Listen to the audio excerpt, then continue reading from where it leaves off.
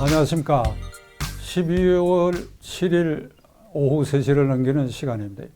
이 시간에는 장기표 대표를 모셨습니다. 예, 감사합니다. 예. 시청자 여러분들께 오늘은 세 가지 주제에 대해서 집중적으로 요약된 장 대표의 의견, 그게 또 제 의견을 가미하든지 하겠습니다. 첫째로 12월 9일 날짜별로 12월 9일 내일 모레 정권에서는 정부 여당은 한사코 공수처법을 반드시 통과시키겠다. 그리고 그 다음날 12일은 윤석열 검찰총장의 징계위원회가 열리게 돼 있다. 그러니까 이 두 사태에 대한 진단과 처방, 그리고 세 번째로는 최근에 계속 문제가 되고 있는 김종인 비대위원장의 지도력, 그리고 그 발언의 행태에 대해서 의견을 나누기로 하겠습니다. 우선 먼저 12월 9일 한사코 정권, 민주당이 이 공수처법을 통과시키려고 하는데 이 사태에 대해서 어떻게 시청자들에게 이 문제점을 적시할 수 있을 것인가 말씀하시죠. 예, 이 공수처법은 명칭이 뭔가 하면 고위공직자 범죄수사처입니다. 말 그대로 한다면 고위공직자의 범죄를 수사하는 전담기구라고 할 수 있습니다. 그런데 이것은요, 지난날 검찰이 말하자면 이 정권의 실세들에 대해서 조사를 하지 못할 때, 그때 검찰은 아무래도 이 집권 세력이 그걸 임명도 하고 좌지우지 하는 거니까 야당의 뜻도 반영된 그런 공수처를 만들자고 했던 때가 있었습니다. 상당히 오래전입니다. 그러나 지금 이 문재인 정권이 만들려고 하는 것은 검찰을 오히려 무력화시키기 위한 것입니다. 무력화시키는 것.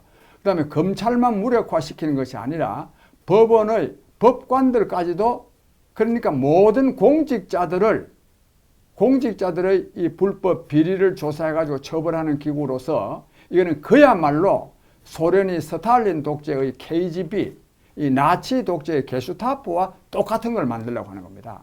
이거는 그리고 또 하나는 법률적으로 검찰보다도 더 강력한 권한을 갖는 공수처인데 이는 헌법기관에 없습니다. 이거는 검찰도 헌법에 규정되어 있기 때문에 검찰청을 만들 수 있는데 검찰청보다도 더 강력한 기관을 헌법에 조문이 없는데 만들려고 하면 됩니까? 그래서 이거는 그야말로 위헌적인 법률이고, 그리고 문재인 독재를 강화시키기 위한 것이고, 그리고 문재인 대통령의 말하자면 퇴임 후의 안전을 보장하기 위한 그런 기구이기 때문에 이거는 정말 구국운동의 차원에서 이걸 반드시 막아내야 됩니다. 특히 제1야당인 이 국민의힘은 만약에 이걸 막아내지 못한다면 진짜 정말 국회의원직을 포기하든지 무슨 결단을 내려야 된다고 봅니다. 시청자 여러분들께 저는 이 방송을 통해서 공수처법, 그 공수처법이 위헌인 법률이다. 누누이 말씀드리기 때문에 생략하겠습니다. 위헌인 법률에 근거해서 만들어진 공수처는 그래서 유령기관입니다. 헌법적, 지금 장 대표 말씀대로 헌법적 근거도 없고 그 체계상도 없고 완전히 독립기구입니다. 검찰은 법무장관, 대통령으로 연결되는 민주적 통제장치가 그나마 있는데 공수처는 거의 전혀 없습니다. 그런데도 이것을 지금 한사코 통과시키려고 하고 있습니다. 원래 공수처법을 작년 3월달 패스트트랙에 올릴 때는 처장 후보 추천권을 2자리를 야당에 주기로 돼 있었는데 이 야당이 거부하니까 그 추천권 행사에 대해서 미적거리니까 이번에는 이 법을 9일날 개정하겠다는 겁니다. 공수처가 9일날 발족되는 것이 아니라 공수처법을 개정을 해서 처장 후보의 추천권, 야당 목 2명의 추천권을 삭제하고 국회의장이 추천권을 행사하겠다. 그러니까 정권 입맛에 맞는 사람을 공수처장으로 앉히겠다는 것이죠. 이 공수처가 만일 발족하게 되면 상권 분립을 완전히 훼손하게 됩니다. 그 수사 대상의 법관, 사법부의 법관, 검사, 군 장성, 그리고 국회의원. 그러니까 털어서 먼지 나지 않는 사람이 없다는 논리에 따라서, 예를 들면 법관의 경우에도 어떤 판사가 어디서 어떤 변호사하고 이렇게 술을 마셨다, 이거 의심스럽다, 시민단체로 하여금 고발하게 하면 그게 공수처에서 그 판사는 피의자가 되는 겁니다. 언제 수사받으러 오라가라. 검사도 마찬가지고 국회의원도 마찬가지고 군 장성도 마찬가지예요. 군 장성, 예비역 장성까지 대상으로 포함되어 있습니다. 특히 국회의원 경우에는 한두 가지 건으로 오라가라 하게 되면 그걸로 이미 의정활동이라는 것은 중지되고 마면. 그래서 상권 분립을 훼손하고 지금 장 대표 말씀대로 소련의 KGB나 중국 공산당이 운영하는 국가기율처 같은 거, 그러니까 북한을 닮아가는 이런 사고 시스템을 죽자고 이걸 통과시키려고 하는 것은 문재인 대통령 권력 실세들이 지금 굉장히 다급한 지경에 있습니다. 문재인 대통령으로서는 당장 원전 수사와 관련해서 그 최종 재가 명령자가 대통령이라고 하는 지금 피의자 선상에 올라 있고, 그리고 뭐 울산시장 부정선거와 일련의 옵티머스 사건 등 이런 모든 권력 실세들이 관련된 이 사건을 몽땅 공수처로 다 이관하겠다는 겁니다. 지금 제일 급한 사람은 저는 이낙연 민주당 대표라고 생각합니다. 며칠 전에 그 측근이 자살했지요. 지금 현재 드러난 혐의는 옵티머스 측으로부터 선관위에서 고발한 무슨 프린터기 59만 원 그 대여료만 물은 것이 아니라 집기 일체 1,000만 원 상당, 그 다음에 여의도 사무실에 보증금까지 물었다 하면 이건 당연히 이낙연 대표도 수사 대상이 되고 있는데 이 지금 제일 급한 것입니다. 따라서 공수처가 만들어지면 이 일련의 대통령을 비롯한 실세들의 이런 여러 가지 관련 사건 기소된 거 조사가 진행 중이고 앞으로 조사 대상이 되는 걸 전부 공수처로 넘겨. 공수처에서는 어떻게 하느냐? 특별 우물을 만들어가지고 거기에다 전부 그걸 집어넣어가지고 시멘트를 갖다 부어가지고 아니야 콘크리트처럼 다지고 그 위에 철판을 깔아서 모든 게 끝났다. 그 국민 여러분, 이 공수처법이 그런 것인데 이게 국민의 일부, 저는 상당수는 검찰개혁의 완성이 공수처라고 하는 말에 현혹됐지만 지금은 많이 이걸 이해하게 됐다고 생각합니다. 그러함에도 그러면 그 사람들의 신상에만 관련된 일을 뭐 장기표나 박산정이가 왜 그렇게 반대하느냐? 그렇지 않죠. 부정부패 사건을 덮는다고 하는 것은 그거는 순차로 국민에게 다 영향을 주는 것입니다. 옵티머스 사건이나 신라젠 사건이나 라임 사건에 퇴직금 같은 걸 이게 투자를 해갖고 그 돈 모아진 거 1조 몇천억, 5천억 그걸 갈라먹어 버렸잖아요. 그것만 국민에게 피해를 가는 것이고 지금 이걸 국가 예산으로 메꾸려고 하는 것까지 하니까 직접적으로 국민에게 피해가 오고 사회정의가 뭉그러진다. 이렇게 생각한다면 국민도 분개해서 일어나야지요. 9일날 야당이 어떤 대책을 세울 수 있을까요? 정말 이 정권은 진짜 정말 사기 정권입니다. 사기 정권. 왜냐하면 공수처법을 제정할 때는 그 처장 임명하는 데는 야당의 비토권을 주겠다. 그래가지고 그 패스트 트랙에 올린 겁니다. 그래서 이거는 국민의힘만이 아니라 정의당이라든지 다른 야당들도 그때 제정할 때 당시에는 야당에게 비토권을 주겠다 해놓고 야당이 계속 거부를 하니까 그냥 무시하고 새로 법 제정하겠다고 합니다. 국민 여러분, 이거 이제 사기치는 거 아닙니까 이거?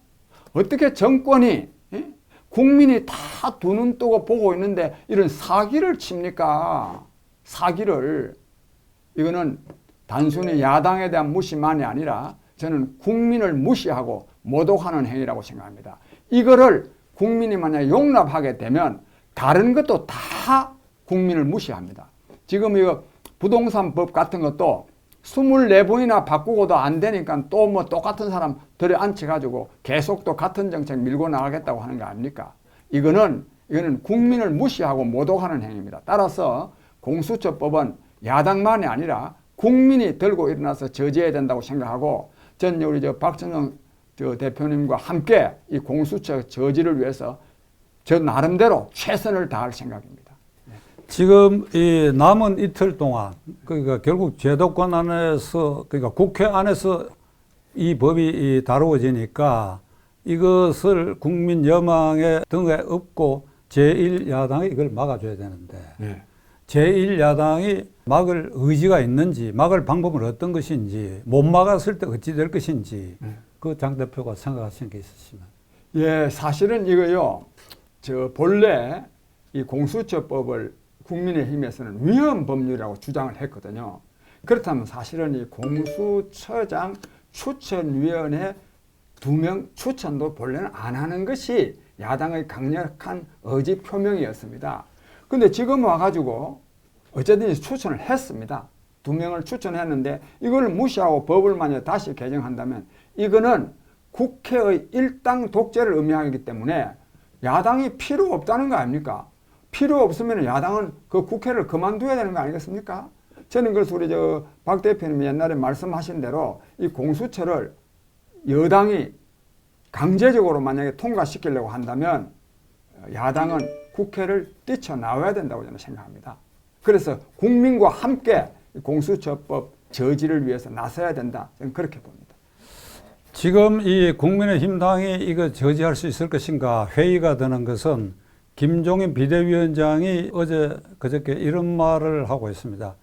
그 처음 약속대로 야당 추천권을 준다고 해놔놓고 그걸 무시하면 어떻게 하느냐? 어떻게 하느냐?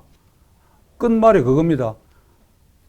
그러니까 과거 제가 보아온 군사정권 이래의 이 강성 야당 지도자들 같으면 그걸 그렇게 편안한 이 어휘를 사용해가지고 그렇게 하면 어떻게 하느냐? 아니지요. 미쳤어?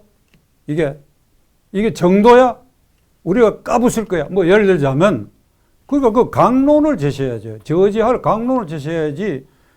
아니 우리나라가 신정국가일 것 같으면 야당 지도자가 예를 들면 이란의 호메이니 같으면 그거 처음에 약속했던 것이니까 그대로 해야지 하면 그냥 다 아래로 다 퍼져서 되겠지만은 우리 그런 나라가 아니잖아요. 정권에서 얼마나 제1야당을 만만하게 보겠습니까? 주호영 대표는 조금 한 발 앞섰어요. 이런 무리하게 이런 이 공수처법을 통과시키면 국민 저항에 부딪힐 것이다. 국민 저항에 부딪히게 하기 위해서는 국민의 분노가 있다는 걸 알았다면 그걸 조직화해가지고 그리고 국민이 분기탱천해서 일어날 수 있는 강론을 제시해야 될 거 아니에요. 그 주호영 원내대표도 김종인 위원장하고 비슷해요. 결국은 상임위원회, 소위원회, 본회의에서 일방적으로 통과시키고 나면 제가 지난번에 한번 말씀드린 것처럼 이렇게 종이 팻말 들고 독재 반대, 개학 반대 이렇게 사진 찍고 또 흩어질 거 아닙니까?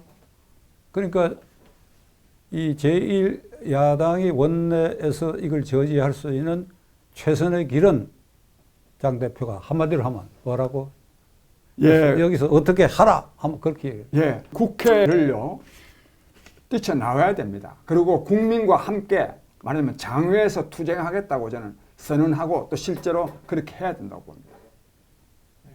지금 이 공수처법 한 개만이 문제가 된다면 모르겠는데 여러분 우리가 보고 있지 않습니까? 이제 요 다음 주제가 이제 윤석열 총장의 징계 문제 같은 것인데 자 주택난에 대북 정책 성안대가 한 군데 있지 않습니까? 주택난은 집을 사지도 팔지도 전세도 못 얻게 주거 이동을 완전히 막아놓고 그러니까 이거 도처의 이 정권 실패가 상징하는 것이 공수처법이라고 한다면 야당이 이런 식으로 558조의 예산안도 짬짬이해서 통과시켜주고 그리고 이 법안도 그런 식으로 그냥 말 두 마디만 하고 그냥 종이로 피켓 시위할 일이 아니라 이게 상징적으로 이 정권하고 야당이 정면으로 대결해야 할 사안이라고 본다면 국회에서 만일 이 법을 강행 통과시킨다고 한다면 제1야당은 국회를 포기해야 돼요.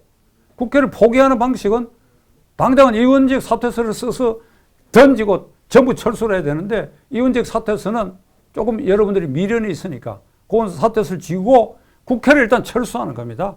그러니까 원상회복해라. 그 법을 그렇게 통과시키니까 원상회복해라. 원상회복 안 할 때까지 우리는 국회를 포기하겠다. 너희들 마음대로 해라. 근데 일정한 시간이 지났는데도 안 되면 이 국회의장이 의원직 수리하라.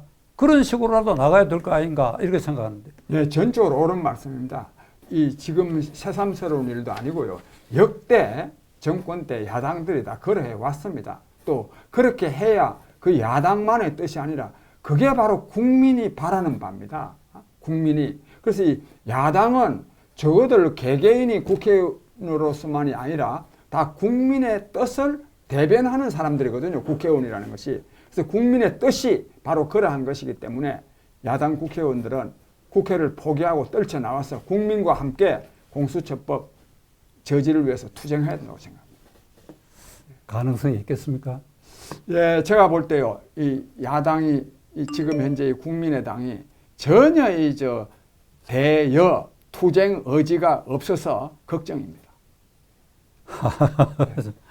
답답한데 이제 12월 12일 징계위원회, 윤석열 총장에 대한 징계위원회가 개최되는데 이 절차상 문제, 징계 사유가 되느냐 하는 문제, 그리고 그 징계 절차의 향후 전개가 어떻게 될는지 예.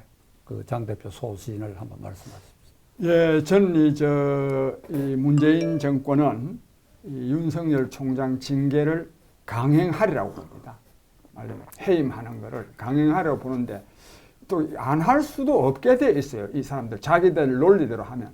한 일주일쯤 전에 문재인 대통령이 그동안에 말 한마디 안 하고 있다가 공직자는 이 부처나 집단의 이익보다는 공동체의 이익을 우선해야 된다. 이렇게 말했거든요. 이 말은 즉 윤석열 총장 징계 문제와 관련된 말입니다. 즉 검사들의 이 집단적인 저항에 대해서 그래 하면 안 된다고 말했고, 이것은 문재인 대통령 자신이 말하면 윤석열 총장은 해임해야 된다.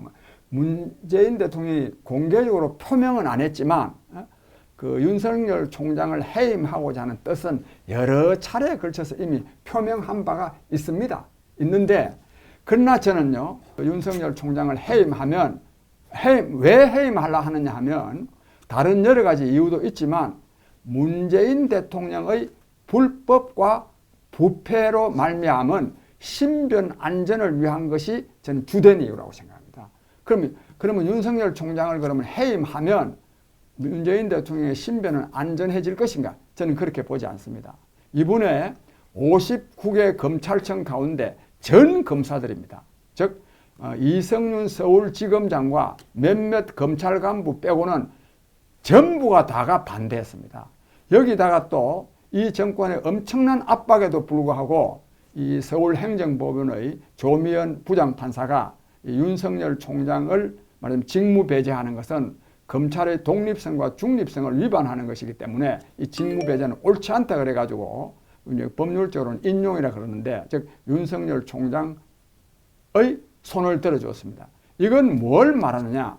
이분들이 이 검사나 판사가 말하자면 윤석열 총장에 대한 직무배제, 징계위원회 해부가 불법적이고 부당하기 때문이기도 하지만, 그러나 저는 그보다 더 중요한 것은 문재인 정권에 대한 국민의 분노를 저는 이 법원에서 저는 대변하고 있다고 생각합니다. 그런 점에서 이 문재인 정권은 윤석열 총장을 해임하겠지만 그로 말미암은 후폭풍이 즉 국민적 폭풍이 너무나 세서 정권 유지 자체가 어려워지는 길로 저는 다가서리라고 생각합니다.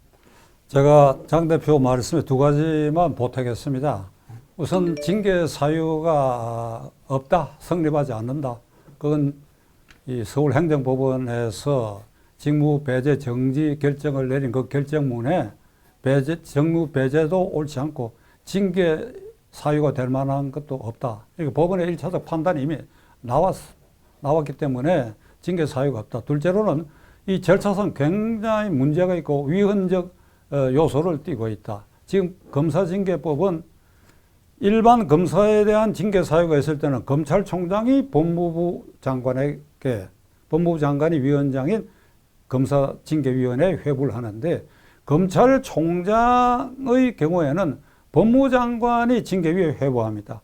그러면 그 경우에 그 징계위원회는 객관적이고 중립적으로 구성돼야 되는데, 이번에 이 경우는 공석인 징계위원 자리, 징계위원은 상설기구니까 공석인 징계위원 자리 6명 중에 당연직으로 이용구라는 사람을 법무차관에 안착가 시켰고, 이용구 씨는 이미 월성 1호기 중지 사건과 관계해가지고 백운규 전 산업통상부 장관의 변호인이었어요.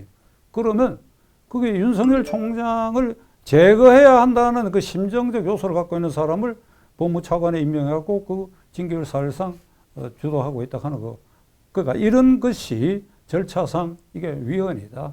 검찰총장에 대한 징계위는 별도로 객관적인 징계위 추천 기구가 있어서 그래서 그 추천을 해서 그에서 심의를 맡기는 것이 문재인 대통령이 말한 장 대표가 지금 인용하신 객관성과 공정성과 독립성이 유지될 것이다. 그래서 헌법재판소에 윤 총장이 이 법은 위헌이다. 그리고 구성도 위헌이라고 해서 제소했고 가처분 신청까지 했기 때문에 위헌인 절차에 따라서 시비를 진행할 것인가. 그런데도 계속 강행하면 지금 장 대표 말씀대로 벼락 맞을 일이죠. 네, 한마디로요. 그 윤석열 총장이 뭘 잘못했다. 이게 국민들이 알만한 내용이 전혀 없습니다. 어디 뭐 뇌물을 받은 것도 아니고 무슨 사건을 청탁한 것도 아니고 도대체 이제 윤석열 총장을 왜 해임하려고 하는지, 자르려고 하는지 그 이유를 국민들이 알지 못합니다. 아는 이유는 뭐냐? 문재인 정권의 권력 실세를 엄정하게 수사해서 처벌하려고 하는 거 그겁니다. 그것 때문에 이걸 해임하려고 하는 겁니다. 이거는 그러니까 이런 국민이 알지도 못하는 이유를 들여대 가지고 검찰총장을 징계위원회 해부한다고 하는 거는 이거는 국민 여러분 진짜 이거는 독재 국가에서도 이거 하기 힘듭니다.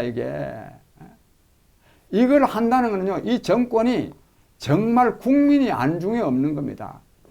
모든 권력은 국민으로부터 나옵니다. 국민을 무시하는 정권, 그거는 절대로 국민이 용납해서는 안 되고 저는 항상 국민을 이기는 정권은 없다고 생각합니다. 이 정권, 자기네들이 굉장히 힘이 세서 검찰총장도 별 이유도 안 되는 이유를 가지고 무슨 해임이라는 말도 너무 고상합니다. 이게 쫓아내려고 하는 거죠. 찍어내려고 하는 거죠. 이거 찍어내는 거는 오히려 문재인 대통령이 찍어내지는 사태를 저는 초래하려고 봅니다. 법무장관에 대한 징계를 규정한 절차가 있다고 한다면 추미애 장관은 수십 번 징계위에 회부될 만한 잘못을 저지르고 있지요. 어제 오늘 어떤 평론가가 이런 얘기를 했던데 79년 전두환 신군부가 12.12 사태를 일으키는 것하고 거의 비슷한 일이다.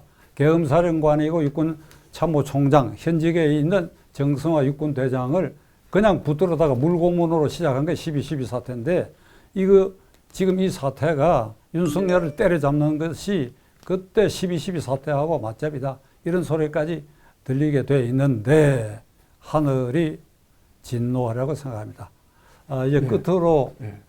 이 김종인 비상대책위원장이 최근에 박근혜 전 대통령, 이명박 전 대통령의 재임 기간 중에 여러 가지 불미스러운 일 이런 거 대국민 사과를 하겠다 이런 발언을 파라고 있는데 그에 대해서 장 대표 어떻게 생각하십니까? 예, 참 국민 여러분 앞서도 이 공수처 문제라든지 또는 이 윤석열 총장 찍어내기 문제에 대해서 뭐 여러 가지 원인이 있지만 야당이 제 역할을 못하기 때문입니다. 오죽하면 문재인 대통령한테 큰 복이 있는데 야당복이라는 말이 나오겠습니까? 야당복. 야당복이라는 말이 무슨 말입니까?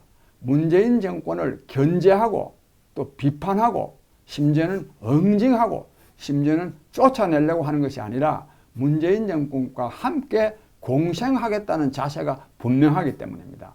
근데 여기에 이 국민의힘 당 자체도 문제지만 국민의힘이 이렇게나 말하면 문재인 정권과 함께 가고자 하는 데는 김종인 비상대책위원장의 말하면 문재인 정권과 함께 가고자 하는 그 뜻이 굉장히 강하기 때문입니다. 사실 저는 김종인 비상대책위원장이 요 며칠 전에 뭐 한 말씀이 있기 때문에 생략하고 무슨 말씀을 드리고 싶으냐 하면 엊그저께만이 아닙니다. 박근혜 대통령과 이명박 대통령의 잘못에 대해서 사과를 하려고 한다. 본래 이 당의 대표를 맡을 때도 바로 하려고 그랬는데 뭐 시기가 적절치 않아서 뭐 12월 뭐 9일인가 뭐 탄핵된 날, 탄핵된 게 뭐가 그렇게 좋다고 그날 맞춰서 할까 했는데 뭐 늦추어졌다. 곧 할 것 같다. 이런 말을 합니다. 국민 여러분, 이게 말이 됩니까 이게? 설사 박근혜 정부와 이명박 정부가 잘못이 있다 하더라도 이 잘못에 대한 비판의 기초에서 말하자면 탄핵의 기초에서 문재인 정권이 들어섰는데 지금 문재인 정권이 박근혜 정부나 이명박 정부보다 나은 게 있습니까? 나은 게 없는 정도가 아니라 못해도 훨씬 못하는 거 아닙니까 이게? 그런데요, 이 정권에 대한 비판은 제대로 하지도 못하고 지난 정권에 대해서 사과한다 하는 게 이게 말이 되는 소리입니까 이게? 말이 안 되는데요, 이 말이 됩니다. 무슨 말이냐? 나 김종인은 문재인 대통령 당신을 도우겠다 하는 그 의지의 표명입니다.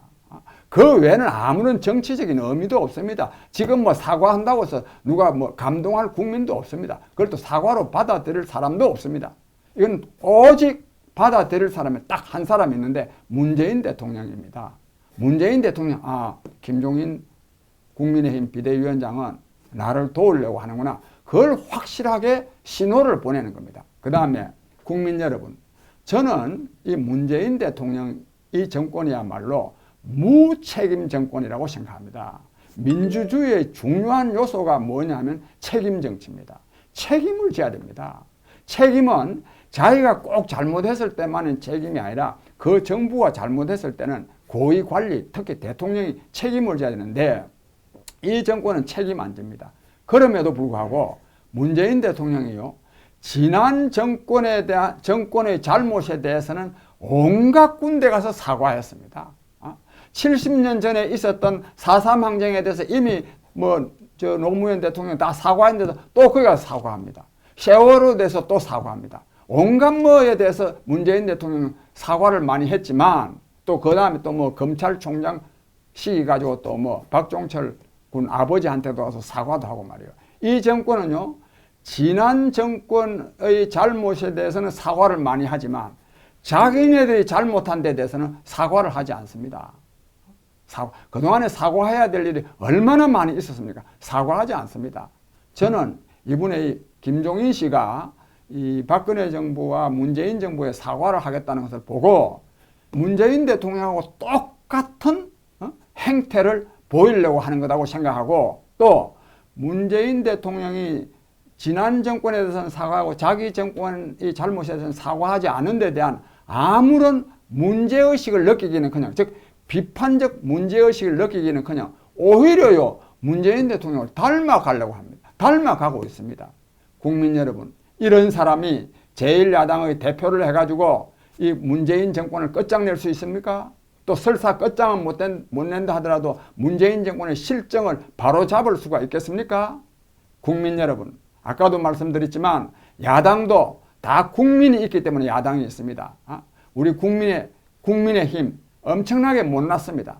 그러나 이것을 바로잡아야 될 사람들이 저는 간절하게 호소하는데 국민 여러분입니다.